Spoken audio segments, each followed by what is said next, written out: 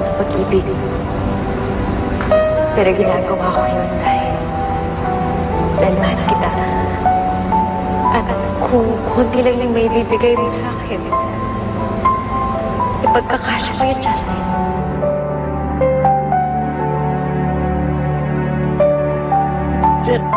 Justin, ano yung ginagawa mo? Straight sa mo, nagtatanong ka pa, kita mo na umiinom yung tao. Hindi pa ako lasing. Anyway, Justin, we need to talk, okay? Kasi tawag na ng tawag yung mga lawyers sa akin dahil sa breach of contract sa mga endorsers. Oo, bossing.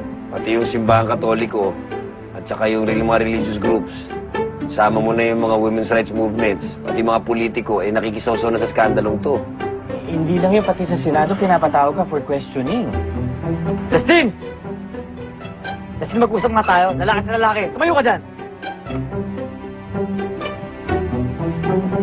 Bakit? Makpo ka na lang. Labo naman. Donald, pinupunta pa kita? Hindi, pero matagal ko nang hinahanap to eh. Dahil sinira niya ang puri at dignidad ng kapatid ko. Kita mo na, bossing. Lahat talaga nakikisawsaw na sa skandalong to, pati na yung kapatid na pulpol. Jerry H. Yeah. Magpatawag kayo ng press conference mo. Kailangan na malaman ng tao ang katotohanan. At ikaw, kung mag-alala, gawin ko ang lahat na magagawa ko para hindi madamay si Jesse sa gulong to.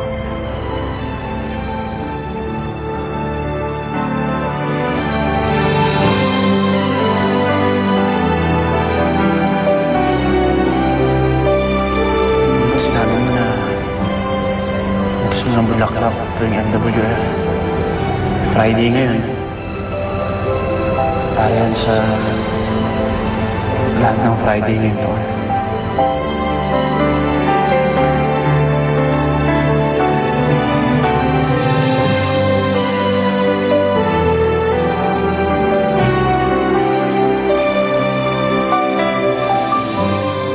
People of the press, thank you for coming, and sorry for the short notice tong press con. No?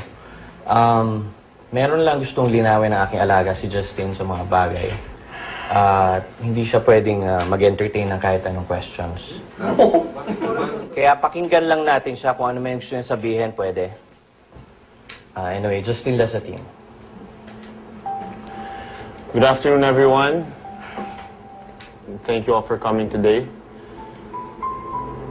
Gusto ko na pong matapos ang lahat ng haka-haka. Dahil may mga nadadamay pong taong hindi dapat madamay at hindi dapat husgahan. Yes, it is true na nagpakasal po kami ni Jessie. And yes, it is true na kasunduan lang po ang lahat. But it was a pure contract between two consenting adults. At malinis po ang aming arrangement. Isa po siyang dissenting babae. Hindi po siya bayaran.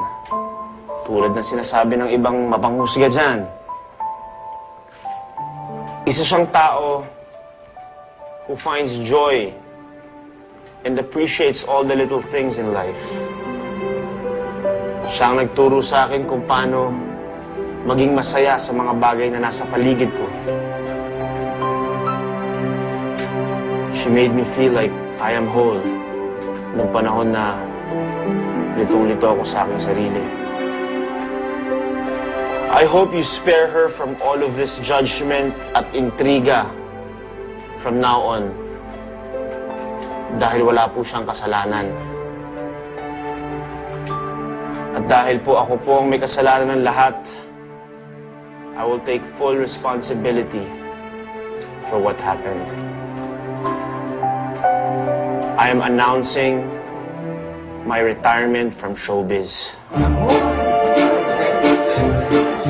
Tatapusin ko lang po ang aking huling pelikula at pagkatapos po nun ay magre-retiro na po ako.